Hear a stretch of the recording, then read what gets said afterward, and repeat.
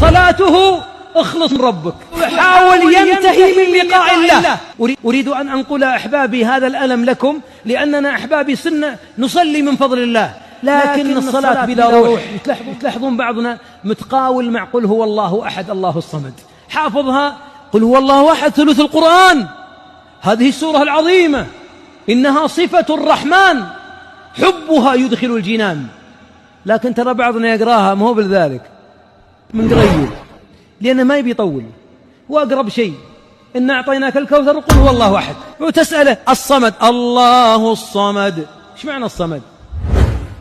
ينظر إليك والله ما أدري، تقرأها لك 20-30 سنة وأنت ما تعرف الصمد، وتقرأ شيئا لا تفهمه من كلام الله، وهذا من علامات عدم الخشوع، عدم معرفة كلام الله.